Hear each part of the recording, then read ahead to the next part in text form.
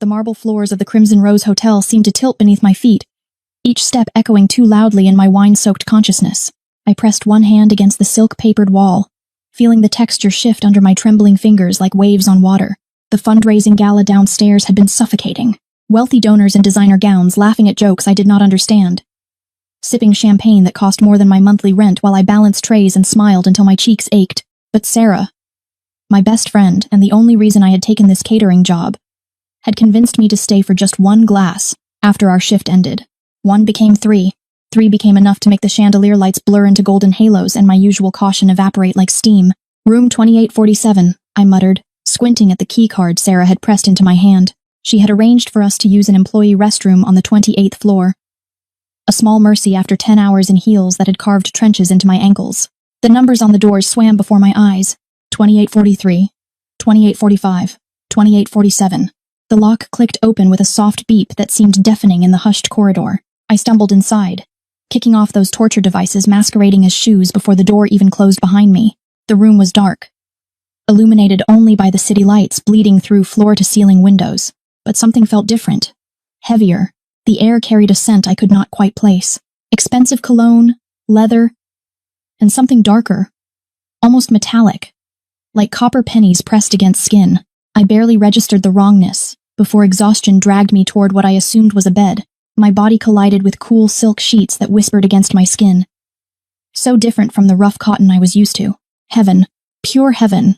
I buried my face into a pillow that smelled like cedar and winter nights, letting the spinning room fade into blessed darkness. Sleep pulled me under like a riptide. I did not know how much time had passed when I felt it. The shift in the mattress, the sudden presence of another body. My alcohol-fogged brain registered warmth before danger, the heat of another person radiating against my back. Then came the arm, heavy and possessive, draping across my waist and pulling me against a chest that felt carved from stone. My eyes flew open, but the room remained dark. Panic cut through the wine haze like a blade through silk. This was not the employee room. This was not Sarah sleeping beside me. The body behind me was too large, too solid, too undeniably male. I tried to move, but the arm tightened with casual strength, as if my struggle was expected and entirely futile. A low sound rumbled from the chest pressed against my spine. Not quite a word, more like a sleepy acknowledgement of my presence. "Do not," a voice said, rough with sleep, but carrying an authority that made my breath catch. The single word was not loud, but it resonated through my bones. "You came to me. Stay." My heart hammered against my ribs. I should scream. I should fight.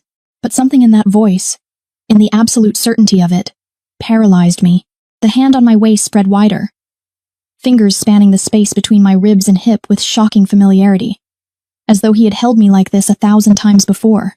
My voice came out as a whisper, broken and afraid. "I am in the wrong room." "No." His lips brushed the shell of my ear, sending electricity down my spine. "You are exactly where you are supposed to be." The words should have terrified me. They did terrify me, but beneath the fear lurked something else. Something I did not want to examine in the darkness with a stranger arms around me. His thumb moved in slow circles against my stomach, the touch somehow both comforting and claiming, gentle yet utterly possessive. "Please," I breathed, though I was not sure what I was begging for anymore. He pulled me impossibly closer, eliminating even the whisper of space between us.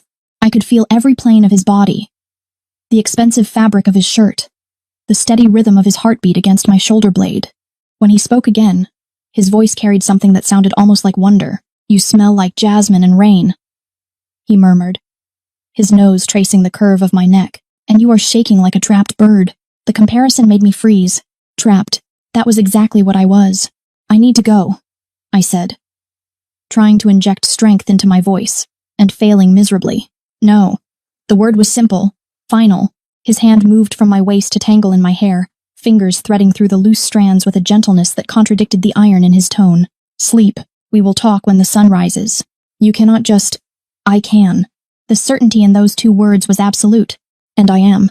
I should have fought harder, should have screamed, clawed, done anything but let sleep drag me back under. But the warmth surrounding me, the strange sense of safety despite the obvious danger, the wine still clouding my judgment, all of it conspired to pull me back into darkness. When I woke again, dawn painted the room in shades of silver and rose. The arm was gone, but I could feel eyes on me. I turned slowly, my heart climbing into my throat. He sat in a leather chair beside the bed, perfectly still, watching me with an intensity that made my skin prickle. The morning light revealed what darkness had hidden, a face that could have been carved by a master sculptor, all sharp angles and brutal beauty. He could not have been much older than 30, but his eyes held centuries of knowledge, of violence, of absolute control. Dark hair fell across his forehead, slightly mussed. The only thing about him that seemed even remotely vulnerable, he wore black slacks and a white shirt, partially unbuttoned, revealing a chest marked with scars that told stories I did not want to know.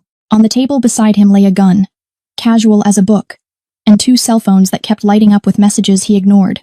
"Good morning, Bellezza." His voice in the daylight was smoother than it had been in darkness, cultured and precise, with the faintest trace of an accent I could not place. "Did you sleep well in my bed?" I pulled the sheets up to my chin, suddenly aware that I was still in my catering uniform, a black skirt and white blouse, now hopelessly wrinkled. "I told you I am in the wrong room. I need to leave." He leaned forward, elbows on his knees, and smiled. It was not a kind smile. It was the smile of a predator that had already decided on its prey. "You entered my private suite, Kara, climbed into my bed, pressed that soft body against mine, and sighed like you had found home." He paused, letting each word sink in. "And now you think you can simply walk away. It was a mistake." I insisted, my voice climbing toward hysteria. "I was drunk. I thought this was room 2847. He picked up one of the phones, scrolling through something with casual efficiency. "This is the penthouse suite. Access requires specific authorization. So, either you are a very talented thief," his eyes lifted to mine, pinning me in place, "or someone gave you that key card." The implications crashed over me like ice water. Sarah, she had given me the card, but why would she? The door opened without a knock, and a man entered carrying a tray. He was built like a wall, dressed in a suit that barely contained his shoulders, with a Bluetooth earpiece and dead eyes that swept the room with practiced precision. He set the tray on the table. Espresso, fresh pastries, fruit, without looking at me once, then exited as silently as he had entered. "Breakfast," my captor said pleasantly, as if we were old friends. "You must be hungry. Who are you?" The question burst from me. Desperate and afraid, he stood, moving with a grace that seemed impossible for someone so clearly dangerous. When he approached the bed, I pressed back against the headboard, but he simply picked up a strawberry from the tray and brought it to my lips. "Eat," he commanded softly. I turned my face away. "No." His free hand caught my chin, forcing me to look at him. This close, I could see the flecks of gold in his dark eyes, the thin scar cutting through his left eyebrow, the absolute lack of mercy in his expression. "I do not repeat myself. Bellezza. Eat." Something in his tone told me this was not about the strawberry. It was about obedience. About establishing exactly who held power in this room. My stomach twisted with fear, and something else I refused to name. As I opened my mouth and let him feed me the fruit, his pupils dilated slightly as I bit down, juice staining my lips. He watched my mouth with an intensity that made heat crawl up my neck. "Good girl," he murmured, his thumb wiping away the juice with a touch so gentle it made my eyes burn. "My name is Dante Moretti.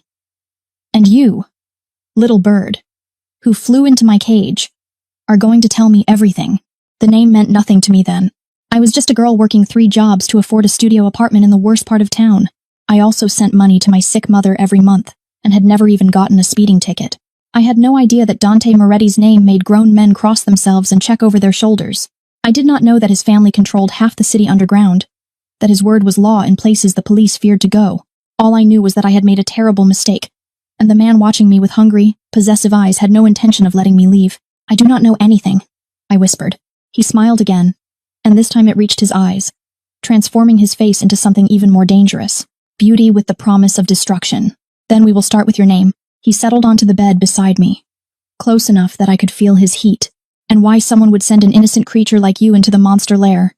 "Emma," I whispered, my name feeling like a surrender on my tongue. "Emma Chen." Dante's eyes darkened with something that looked like satisfaction. He reached out, tucking a strand of hair behind my ear with a gentleness that contradicted everything else about him. "Emma," he repeated as if tasting each syllable. "And who gave you the key card, Emma?" "My friend Sarah. She works here. Worked here in events coordination." My words tumbled out in a rush. "She said it was an employee restroom." I swear I did not know Sarah Millbrook. His expression did not change, but something shifted in the air, growing colder. He picked up one of his phones, typed something quickly, then set it down. Blonda, mid-20s, drives a silver Honda. Terror squeezed my chest. Please do not hurt her. She probably just grabbed the wrong keycard. It was an honest mistake. Dante's laugh was soft and utterly devoid of humor.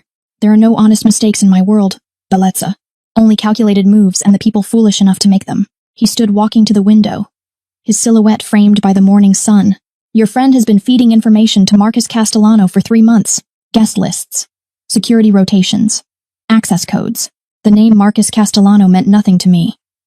But the way Dante's shoulders tensed when he said it spoke volumes. No, I protested weakly. Sarah would not. She would not betray you. He turned, and the look on his face made my blood run cold. She sent you to my room, Emma, a drunk, vulnerable woman stumbling into the bed of a man she was told would be occupied elsewhere. His jaw tightened. You were supposed to be found here. Photographed. Perhaps used as leverage or humiliation. Instead, I came back early from a meeting that ran short, and found you. The implications crashed through my wine-fogged brain. I had been bait, a pawn in some game I did not understand, played by people I thought were friends. I need to go home, I said, my voice breaking. Please. I will not tell anyone about this. I will disappear. You will never see me again. Dante crossed the room in 3 strides, gripping my chin and forcing me to meet his gaze. You think I would let you walk out of here after you have been in my bed? After you have seen my face? After your scent is on my sheets? His thumb traced my lower lip with possessive slowness. You are not going anywhere, little bird. Not until I decide what to do with you. Tears burned behind my eyes. But I refused to let them fall. You cannot keep me here. Can I not? He released my chin, but his hand moved to my throat. Fingers spanning the delicate column without pressing, just resting there like a collar. I own this hotel, Emma. I own the building where you live. That pathetic studio on Mitchell Street, with the broken elevator and rats in the walls. I know about your mother in the care facility. About the debts you are drowning in. About every desperate choice you have made to stay afloat. Each word was a nail in my coffin. He had already investigated me. Probably while I slept. The realization of how thoroughly trapped I was made my breath come in shallow gasps. Please, I whispered. His expression softened fractionally. Something almost like regret flickering across his features. You keep saying that word as if it holds power. He leaned closer, his lips brushing my temple. The only power here is mine. But I am not a monster. Despite what you are thinking, I will not hurt you, Emma. Not unless you force my hand. Then let me go. No. The word was gentle but absolute. You are under my protection now, whether you want it or not. Before I could process that statement, his phone buzzed. He glanced at it, and his expression hardened into something terrifying. My men found Sarah. She is being questioned. Nausea rolled through my stomach. What does that mean? It means she is explaining her arrangement with Castellano in great detail. He stood, buttoning his shirt with efficient movements.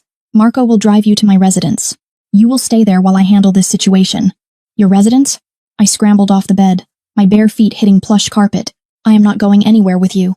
Dante's hand shot out, gripping my wrist with controlled strength. He pulled me against his chest close enough that I could see the dangerous glint in his eyes. You have 2 choices, Bellezza. Come willingly, or I will carry you out of here over my shoulder. Either way, you are mine now. The possessiveness in his voice should have repulsed me. Instead, some broken part of my psyche responded to it, recognized it as a twisted form of safety in a world that had just revealed itself to be far more dangerous than I had known. Why? The question came out broken. Why do you even care? Something flickered across his face. Surprise, maybe, or recognition. His free hand came up to cup my cheek, thumb stroking along my cheekbone with devastating gentleness. Because the moment you curled into my arms last night, you became mine to protect. Because you looked at me this morning with fear. Yes, but also with something pure. Something I have not seen in a decade. Because... He paused, seeming to wrestle with something internal. Because I choose to. And what I claim, I keep. 20 minutes later, I found myself in the back of a black SUV. With windows tinted so dark, the outside world became a blur. Marco, the wall of muscle who had brought breakfast, drove in silence, while another equally intimidating man sat in the passenger seat. Both wore earpieces and had the dead-eyed look of people who had done terrible things without losing sleep. I had been allowed to grab my shoes and bag. Nothing more. Dante had watched me dress with predatory focus, then handed me off to his men with instructions I had not been allowed to hear. The vehicle glided through morning traffic, taking turns that led away from the city center and toward the hills where old money lived behind gates and walls. My phone buzzed in my bag. My manager at the diner, probably wondering why I had not shown up for my morning shift. I reached for it, but Marco's eyes found mine in the rearview mirror. Mr. Moretti said no calls. I need to let my work know. Already handled. His voice was flat, devoid of emotion. You are on indefinite leave. Paid. The casual way he said it, as if Dante rearranging my entire life was perfectly normal, made my hands shake. I stared out the window, watching my independence, my agency, my freedom disappear with every mile. The gates that finally opened for us were wrought iron and 12 feet tall, topped with decorative spikes that were probably more functional than ornamental. The driveway curved through manicured gardens that belonged on magazine covers, leading to a mansion that made the hotel penthouse look modest. Out, Marco said, opening my door. I stepped onto cobblestones, craning my neck to take in the 3-story structure of pale stone and arched windows. It looked like something transplanted from European aristocracy. All elegant lines and old-world wealth. Ivy climbed one wall and a fountain bubbled in the circular drive, the sound of water somehow emphasizing the absolute silence surrounding the property. The front door opened before we reached it. A woman in her 50s with silver-streaked hair and a crisp black dress appeared, her expression professionally neutral. Miss Chen, I am Mistress Castellano, the housekeeper. Welcome. The name made me stumble. Castellano like Marcus. No relation. Her lips thinned. It is a common name. Please follow me. Inside the mansion was a study in contrasts. Antique furniture alongside modern art. Marble floors beneath crystal chandeliers. Beauty built on a foundation of old violence. Mistress Castellano led me through hallways that seemed to stretch forever, finally stopping at a door on the 2nd floor. This will be your room. She opened it, revealing a space larger than my entire apartment. A 4-poster bed dominated one wall, draped in silk the color of champagne. French doors opened onto a balcony overlooking gardens that rolled toward distant woods. Mr. Moretti has requested you make yourself comfortable. Your measurements have been sent to his personal shopper. Clothes will arrive this afternoon. My measurements? The violation of it made my voice sharp. How does he? Mr. Moretti is very thorough. She moved to a dresser, opening drawers to show they had already been stocked with basics.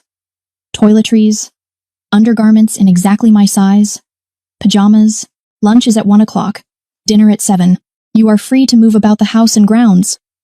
But, her eyes met mine with surprising compassion. Do not try to leave, dear. For your own safety. She left me alone in my golden cage. I spent the next hour exploring my prison. The bathroom was obscene. A marble shower large enough for 4 people. A tub that could double as a small pool. Towels so soft they felt like clouds. The closet was empty, but massive, waiting to be filled with clothes I had not chosen, had not earned, did not want. I tried the balcony doors, unlocked. The drop was significant, but not impossible. I could see guards, discreet but present, moving through the gardens below. One looked up, making direct eye contact, and touched his earpiece. Message received. I was being watched. My phone buzzed again. This time, when I checked it, there was a new message from an unknown number. Your mother care facility received a payment covering the next 2 years. She has been moved to a private room with round-the-clock nursing. This is not kindness, Emma. This is insurance. Behave. And she stays comfortable. Run and I will move her to a facility where they will barely remember to feed her. Signed, D. The phone slipped from my shaking hands, clattering onto the marble floor. He had threatened my mother casually, efficiently, without raising his voice or his hand. This was the real Dante Moretti, not the man who had held me gently in the darkness, but the monster who controlled lives like chess pieces. I sank onto the bed, finally letting the tears fall. I cried for my stupidity, for trusting Sarah, for getting drunk, and stumbling into a nightmare I could not wake from.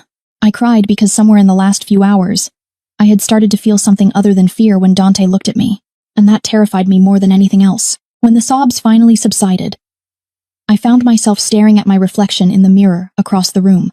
Mascara tracked down my cheeks. My hair was a mess, and my eyes were red and swollen. I looked exactly like what I was, a girl in over her head, drowning in waters too deep and dark to navigate. But beneath the fear and tears, something else stirred. Anger, hot and bright and sustaining. Dante Moretti might have caged me, might have bought my compliance with threats and money, but he did not own me. Not really. Not where it mattered. I cleaned my face, straightened my spine, and made a decision. I would play his game, learn his rules, and find a way to turn them against him. Because monsters, no matter how beautiful, always had weaknesses. I just had to survive long enough to find his Lunch arrived on a silver cart wheeled in by a young woman who would not meet my eyes. She laid out dishes that looked like art. Delicate pasta with truffle shavings. Salad, dressed in something that smelled like heaven. Bread still warm from the oven. Food I had served to wealthy people but never tasted myself. Mr. Moretti called, she said quietly, arranging everything on the small table by the window. He will be dining with you tonight. He requests you wear one of the dresses being delivered this afternoon. The presumption of it made my jaw clench. And if I refuse? She finally looked at me and I saw something like pity in her eyes. Please do not make things harder than they need to be. He is not a patient man when defied. She hesitated at the door. But he is fair in his way, if you are smart about it. After she left, I stared at the food, my stomach warring with my pride. Eventually, hunger won. I ate slowly, savoring flavors I had never experienced, hating myself a little for enjoying my captivity luxuries. The clothes arrived at 3. Dozens of garment bags carried in by 2 women who measured me with professional efficiency, tutting over my protests.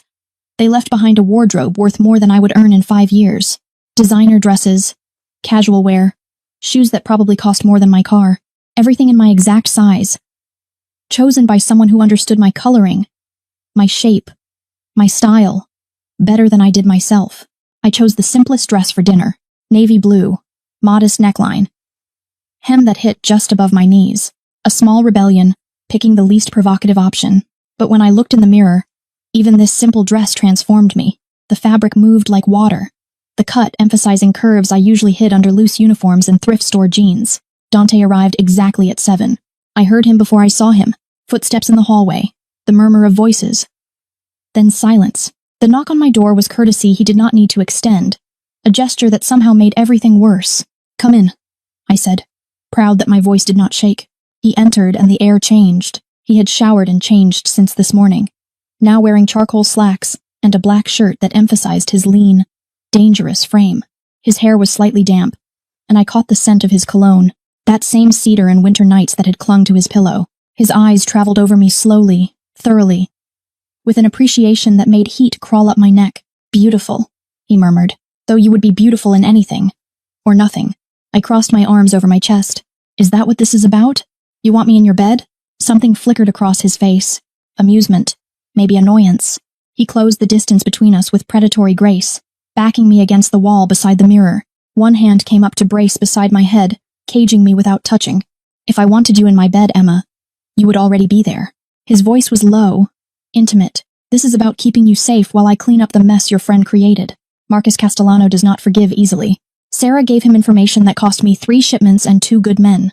When he discovers his little spy has been compromised, he will look for leverage. And you, his free hand came up to trace my jaw. You are the perfect target. The innocent girl who stumbled into my life. He would use you to get to me. So this is protection. I tried to sound skeptical, but his proximity was doing things to my pulse I did not want to acknowledge. Protection. Possession. He leaned closer, his lips brushing my ear. With me, there is little difference. What I claim, I keep safe. What threatens mine, I destroy. I am not yours. His laugh was dark and rich. Keep telling yourself that, Belitza. Maybe eventually you will believe it. He pulled back, offering his arm with old-world courtesy that jarred against everything else. Come. Dinner is getting cold. The dining room could have seated 20. But the table was set for 2. Intimate despite the grandeur. Candles flickered between crystal glasses, casting dancing shadows on walls hung with paintings I suspected were originals. Dante held my chair, his hands lingering on my shoulders before he took his own seat. Staff appeared and disappeared like ghosts, serving courses I could not name. Dante watched me throughout, asking questions that seemed innocuous, but were not. About my childhood, my mother, my dreams, I answered carefully, revealing nothing important, while he revealed everything through what he did not say. He had grown up in this house. His father had been in business, a euphemism that needed no translation. His mother had died when he was 12, a tragedy he mentioned once and dismissed immediately. But I saw the flash of old pain in his eyes. He had inherited his empire at 25 when his father was killed, and spent the next 5 years consolidating power through methods he did not detail. You are afraid of me, he said halfway through the main course, setting down his wine glass. But you are not running. Why? I met his gaze steadily. You threatened my mother. Where exactly would I run? You could try. He leaned back, studying me. Others have. They rarely succeed. but the attempt itself reveals character. Is that what you want? For me to run so you can chase me? His smile was slow and dangerous. I want you to stay because you choose to. But we both know that is not happening yet. He stood, moving around the table to stand behind my chair. His hands settled on my shoulders, thumbs tracing the curve of my neck. So instead, I will settle for you staying because you are smart enough to recognize safety when it is offered. This is not safety. It is a cage with silk sheets and protection from men who do far worse than imprison you. His breath stirred my hair. Sarah talked before she died. Emma, she told Marcus everything, including that she sent you to my room. He thinks you are my weakness now, my soft spot. The words, "before she died," echoed in my head, making my stomach lurch. You killed her? No. His hands tightened fractionally. Marcus did, once he realized she had been compromised. He sent me a message with her body. A declaration of war using your friend corpse as stationery. I jerked away from his touch. Standing so quickly my chair toppled backward. You are monsters. All of you. Yes, he did not deny it. But I am the monster standing between you and worse ones. Remember that. Beliza, before you decide, I am your enemy. That night, I could not sleep. I paced my golden cage, wearing a path in the plush carpet, jumping at every sound. Around midnight, I heard footsteps in the hallway outside my door. They paused, and I held my breath. But whoever it was moved on. The next morning, Mistress Castellano informed me that Dante had left before dawn for business and would not return until evening. I spent the day exploring the mansion under the watchful eyes of guards who appeared whenever I ventured too far. In the library, I found photographs hidden in a drawer. Dante, as a child, with a beautiful dark-haired woman who must have been his mother. They were laughing, her arms around him, love evident in every line of their bodies. The boy in the photo had light in his eyes that the man I knew had lost somewhere along the way. He does not like people seeing those. I spun to find Marco in the doorway, his expression unreadable. I did not mean to pry. Everyone pries. He expects it. Marco moved into the room with surprising quiet for such a large man. But those photos. She was the last person who saw him as human instead of weapon. After she died, he became what he needed to be to survive. Why are you telling me this? Marco's eyes met mine, and I saw something unexpected. Concern, because he looks at you the way he used to look at her. Like you are something precious in a world of broken things. And that makes you either very lucky or very doomed. I have not decided which yet. He left me alone with photographs and implications I did not want to examine. Dante returned that evening covered in blood. I was in the garden when I heard the commotion. SUVs roaring up the drive. Men shouting. The organized chaos of crisis. I ran toward the house, my heart in my throat, and found Dante being helped from a vehicle by Marco and two other men. Blood soaked his left side, turning his white shirt crimson. His face was pale but composed. Jaw tight against pain he refused to voice. When his eyes found mine across the courtyard, something in his expression shifted. Softened, almost. Emma. My name on his lips sounded like relief. Get back inside. Instead, I ran to him. Some instinct older than reason propelled me forward. Past the guards, past common sense. I reached for him, my hands fluttering uselessly over his injuries. You are hurt. You need a hospital. No hospitals. His hand caught mine. Blood slick and warm. Too many questions. We have a doctor on call. But inside now. The command was softened by the way his thumb stroked my wrist. A gesture of reassurance from a man bleeding out in his own driveway. They brought him to a room I had not seen before. Part medical clinic, part armory. Fully equipped for treating injuries that could not be explained to authorities. A gray-haired man in surgical scrubs appeared within minutes, already barking orders at assistants who materialized from nowhere. I tried to follow, but Marco blocked my path. Let the doctor work. I need to... What? What did I need? This man had kidnapped me, threatened me, turned my life inside out. I should not care that he was bleeding, should not feel like my chest was caving in at the thought of him hurt. But I did. God help me.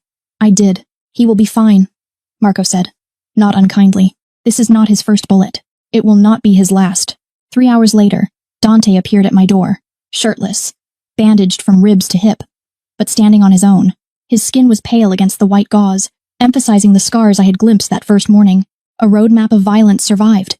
You should not be walking, I said, rising from the chair where I had been pretending to read. Probably not. He moved into the room, closing the door behind him with deliberate care. but I needed to see you. Why? He crossed to where I stood, each step clearly painful, though he tried to hide it. When he reached me, his hand came up to cup my face with devastating gentleness, because when I thought I might die tonight, the last thing I wanted to see was your face, because you ran to me when you should have run away, because... His thumb traced my lower lip, because I am starting to think you are more dangerous to me than any bullet. My breath caught. Dante.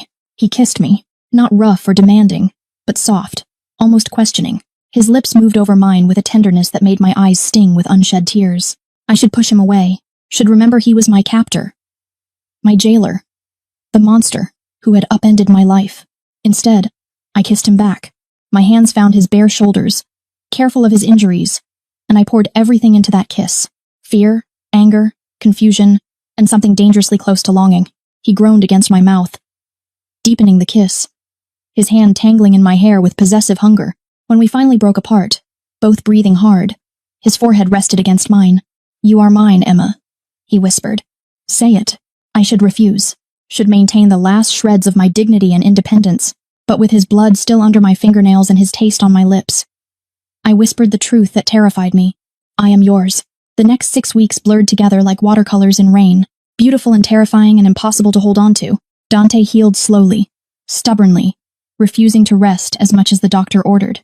I found myself in his room more nights than not, initially under the pretense of checking his bandages, but eventually, simply because neither of us could sleep apart anymore. He would pull me against his chest, careful of his healing wound, and we would talk in the darkness. He told me about his mother, how she had loved gardening and opera, how she tried to shield him from his father world until cancer stole her away.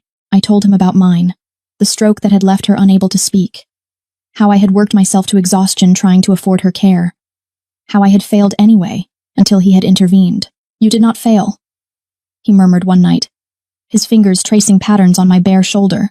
We had crossed that final line 3 days after he had been shot, a collision of need and fear, and something neither of us wanted to name.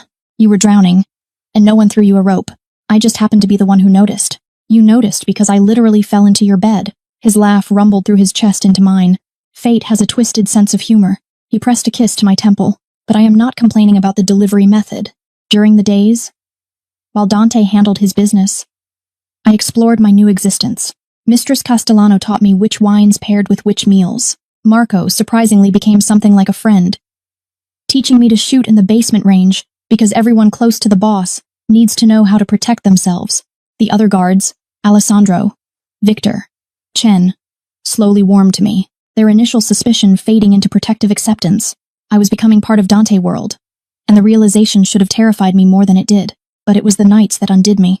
Dante possessiveness in private was absolute and overwhelming. He mapped every inch of my body with reverent attention, whispering Italian endearments I did not understand but felt in my bones. He was simultaneously gentle and demanding, treating me like something precious he was terrified of breaking but could not stop touching. You are thinking too loud, he said one evening, finding me on my balcony staring at the sunset. He wrapped his arms around me from behind, his chin resting on my shoulder. What is troubling you? Bellezza, this cannot last. The words escaped before I could stop them. Whatever this is between us, it is built on threats and captivity, and... He turned me to face him, his hands framing my face. You could leave, Emma. I have not locked your door in 3 weeks. The guards have orders to let you go. If you ask. My heart stuttered. What? I meant what I said about protection. But I will not keep you prisoner if you truly want to leave. I will maintain your mother care regardless. You are free to walk away. His thumb stroked my cheek, and I saw something vulnerable in his eyes, fear that he was trying to hide. But I am asking you to stay, not because I am forcing you, but because you want to. You threatened my mother. I secured her future. There is a difference. He pulled back slightly, giving me space to breathe. I will not pretend I played fair in the beginning. I did not. But somewhere between that first morning and now, this became real for me. You became real. And I need to know if it is real for you too. Or if you are just surviving until you can escape. I stared at him, this beautiful monster who had stolen me and somehow made me want to stay. I do not know what is real anymore. Then figure it out. He pressed a kiss to my forehead, achingly gentle. I will wait. I am a patient man when it matters. That night, I lay awake long after Dante fell asleep beside me, his arm heavy across my waist even in unconsciousness. I could leave. He had given me that choice, that power. I could walk away from this twisted fairy tale and return to my old life of struggling and surviving. But my old life felt like a dream now, something that had happened to someone else. The thought of leaving Dante, of never feeling his arms around me, or hearing him whisper my name in the darkness, was agonizing. This made my chest ache with a profound sense of loss for something I would actually still have in the morning. I was falling in love with my captor, and I had no idea how to save myself. The crisis came on a Tuesday. I was in the library, curled up with a book I was not really reading, when Marco burst through the door with an urgency that made my blood run cold. "We need to move you now." He was already pulling me to my feet. "Castellano men hit one of our warehouses. They are coming here." "Where is Dante?" "Handling it. He sent me to get you to the safe room." Marco propelled me into the hallway where 4 other guards had materialized, all armed and tense. "They will not get through our defenses. But he is not taking chances with you."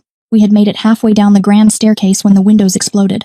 Glass rained down like deadly snow as bullets tore through the entrance hall. Marco threw me to the ground, his body covering mine as the world erupted into violence. I heard shouting, gunfire, the wet sounds of bullets finding flesh. Someone screamed, "One of Dante men," I thought, but could not be sure over the ringing in my ears. "Stay down." Marco hauled me up when there was a lull, practically carrying me down the remaining stairs. We made it to the kitchen before I heard the voice that made my blood freeze. "Where is she?" The accent was thick, Italian, but different from Dante refined tones. Rougher, crueler. "The girl. Where is Moretti Little?" "Marcus Castellano." It had to be.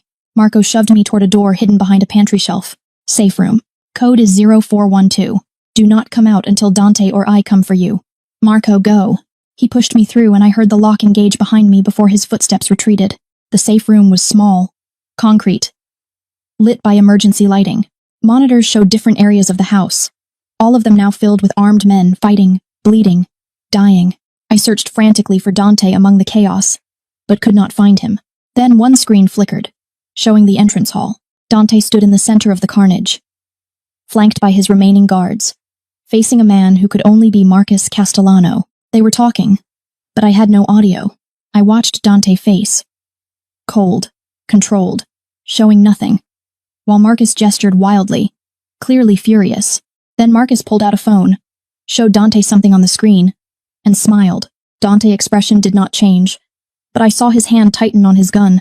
Whatever Marcus had shown him, it was bad. The screen went dark. I do not know how long I waited in that concrete tomb, listening to gunfire fade to silence. Then, nothing. Every minute felt like hours. I tried the code on the door repeatedly, but it would not open from inside. I was trapped, helpless, imagining every terrible scenario. When the door finally opened, I nearly collapsed with relief. But it was not Dante standing there. It was a man I had never seen. Young, cold-eyed, with a gun pointed directly at my chest. Behind him stood Marcus Castellano, older than I had expected, gray-haired and elegant, in a suit that probably cost more than a car. "Emma Chen," Marcus said, his voice smooth and cultured. "At last. You are much prettier than your photograph suggested." I backed away until I hit the wall. "Where is Dante?" Indisposed, Marcus stepped into the safe room, leaving his man to guard the door. We had a fascinating conversation, he and I, about loyalty, about consequences, about what happens when someone takes something that belongs to me. I do not belong to anyone. His laugh was cruel. "My dear, you belonged to me the moment Sarah Milbrook agreed to send you to Moretti bed. You were my investment, my future leverage. Imagine my surprise when Dante decided to keep you instead of simply using you." He circled me slowly, predator assessing prey. "But perhaps this works out better. Killing you in front of him will hurt far more than any bullet." Terror turned my blood to ice. "He will kill you for this. He will try." Marcus grabbed my arm, his grip bruising. "But first, he will watch you die. He will hear you beg, and he will know that everyone he loves eventually leaves him one way or another." He dragged me from the safe room through hallways now littered with bodies I tried not to look at too closely. My mind raced, searching for escape routes, weapons, anything, but I was unarmed and surrounded by men who killed for a living. We emerged into the entrance hall and I saw him. Dante knelt in the center of the room, held at gunpoint by 2 of Marcus' men. Blood ran from a cut above his eye, and his shirt was torn, but his eyes, when they locked onto mine, blazed with such fury, I felt the heat of it across the distance. "Let her go, Marcus." His voice was deadly calm. "This is between us." "No, Dunt. You made it about her when you chose to keep her." Marcus shoved me forward, and I stumbled, but did not fall. You always were sentimental. Like your father. It is what got him killed, too. Dante jaw clenched. Touch her and I will spend the rest of my life making you beg for death. Threatening me while on your knees. Marcus pulled out a gun, pressing it against my temple. The metal was cold. Final. Say goodbye, Moretti. Everything happened at once. Dante moved with impossible speed, somehow twisting away from his guards. Gunfire erupted. I felt Marcus jerk beside me, the gun falling from my temple as he crumpled. Warm blood splattered across my face, and I was screaming, I think, but could not hear it, over the ringing in my ears. Strong arms wrapped around me, pulling me down and covering me as chaos exploded overhead. I knew those arms. That scent. That heartbeat. Against my back. I have got you. Dante breathed against my hair. I have got you, Bellezza. You are safe. When the shooting stopped, when the silence descended like snow, Dante helped me stand. Marcus lay dead at our feet along with most of his men. The entrance hall looked like a massacre, which I supposed it was. Do not look, Dante said, turning my face into his chest. Just hold on to me. I gripped his shirt, my hands shaking so violently I could barely maintain my hold. I thought he would kill you. I thought, shh. He pressed kisses into my hair, my forehead, my tear-stained cheeks. I am fine. You are fine. It is over. But it was not over. Not really. Because, as Marco appeared, limping but alive, and began organizing cleanup as police sirens wailed in the distance, only to be mysteriously diverted, I realized the truth. This was Dante world. Violence and blood and men dying in elegant entrance halls. And I had chosen to stay in it. Chosen him despite everything. Take me upstairs, I whispered against his chest. Please, I need. He understood without me finishing, scooping me into his arms despite his injuries. Despite the blood and chaos, he carried me up the grand staircase to my room. Our room. Really. Since I had not slept alone in weeks, he undressed me gently, washing Marcus' blood from my skin with warm water and tender hands. Then he held me while I shattered, while delayed shock crashed through me in waves that left me gasping. I am here, he murmured over and over. I am here and I am not letting go. The weeks following the attack blurred into a strange new normal. Dante men swept the mansion, replacing shattered windows and blood-stained marble, until no evidence remained of the violence that had occurred. Marcus Castellano's death was ruled a mob hit, which technically it was. The remaining players in his organization either pledged loyalty to Dante or disappeared in ways I did not ask about. I should have been traumatized, should have run the moment I could stand without shaking.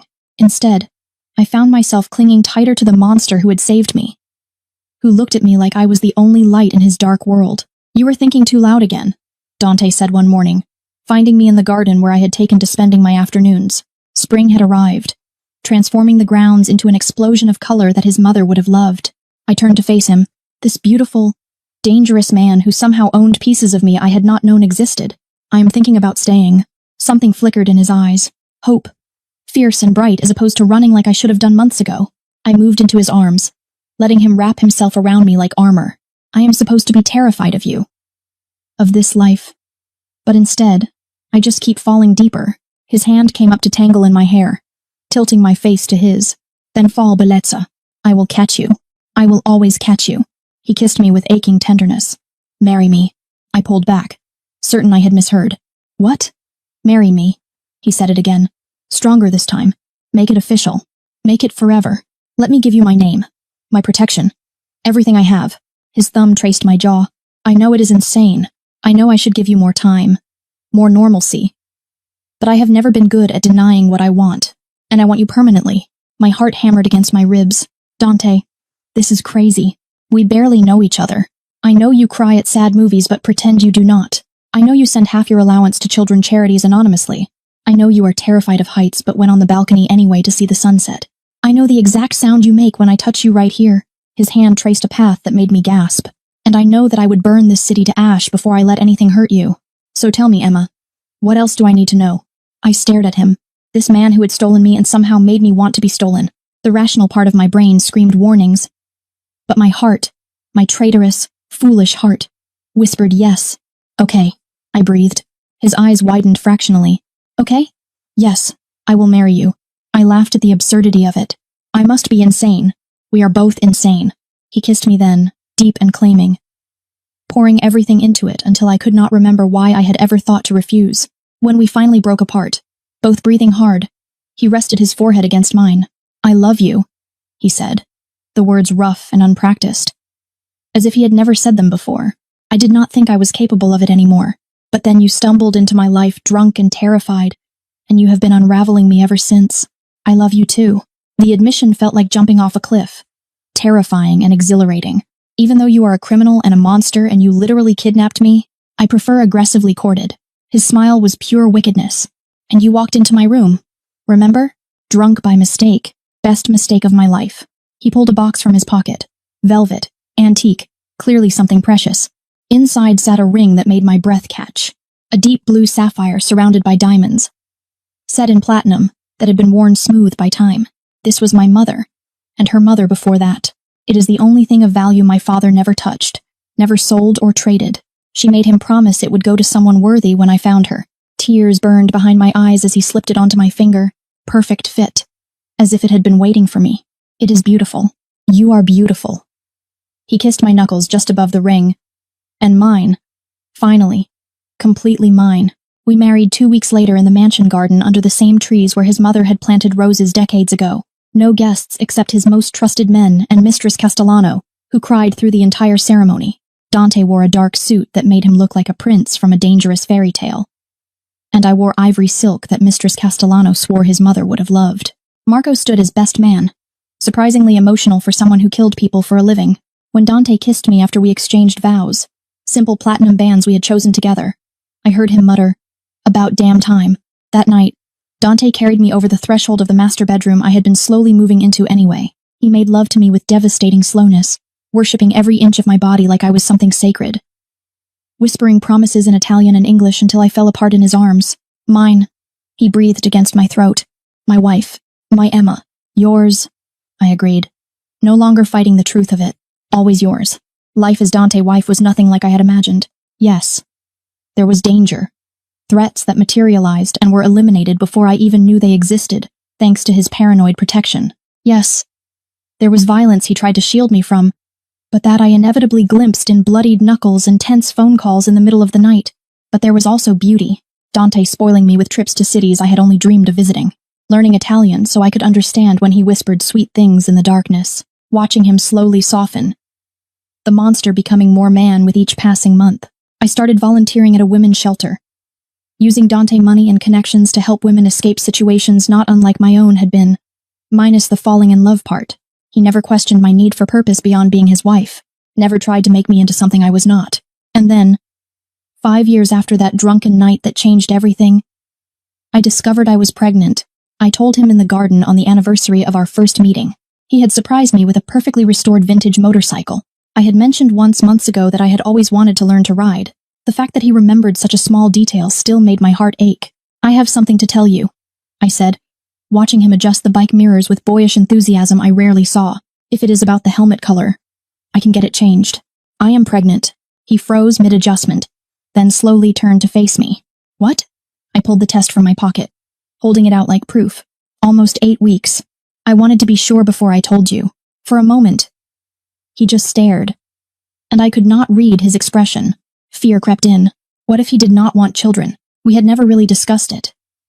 Too caught up in each other to think about expanding our dangerous little world. Then he crossed the distance between us in 2 strides, dropping to his knees in front of me. His hands came to rest on my still flat stomach with reverent care. And when he looked up at me, "A baby," he whispered. "Our baby?" Relief flooded through me. "You are happy?" "Happy?" He laughed, the sound broken and beautiful. "Emma, you have given me everything. A reason to be better. To want more than just power and revenge. And now," his voice cracked, "now you are giving me a family. Something I never thought I would have again, after my mother died." He stood, pulling me into his arms and kissing me with desperate tenderness. Against my lips, he murmured, "Thank you. Thank you for stumbling into my room drunk. Thank you for staying. Thank you for loving a monster and making him want to be a man."